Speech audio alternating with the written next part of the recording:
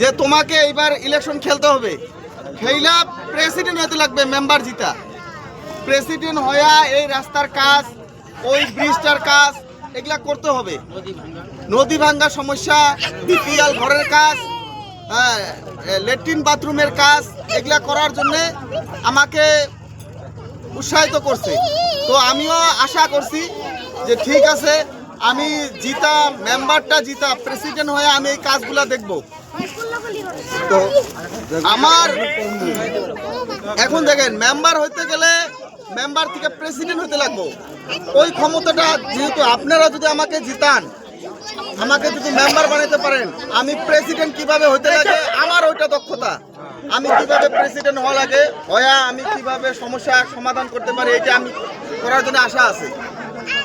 তো আপনারা, আমার প্রতীক আছে এরোপ্লেনের ছবি 3 নম্বর, এরোপ্লেনের ছবি 3 নম্বর। আপনারা সবাই এরোপ্লেনের ছবিতে ভোট দিয়া জয়যুক্ত করবেন।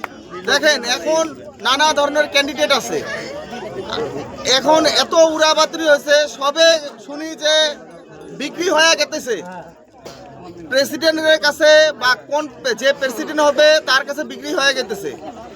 এখন হলো দেখেন, আমার কিন্তু ওইটারই নাই, আমার এখানে কেউ আসতেও পারবে না যে তোমাকে 2 লাখ টাকা দিলাম, তুমি মেম্বারটা বিক্রি করো আমার এখানে। তো আপনাদের দোয়া আশীর্বাদে ওই এটা আমার কে করতে পারবে না, আমি করবও না। হ্যাঁ, আপনারা সবসময় দেখেন, আপনাদের এখানে যেহেতু বসবাস করি, যে আমরা টুকটাক বিজনেস করি, বিজনেসে আমরা যাই হোক লাইগা আছি।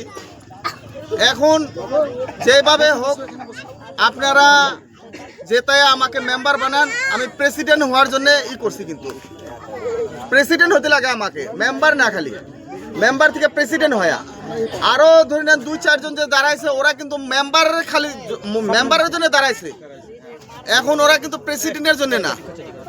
তো আপনারা যার কোয়ালিফিকেশন ভালো, যার পড়াশোনা দক্ষতা, যার ক্ষমতা আছে, তার উপরে নির্ভর করবেন নাকি।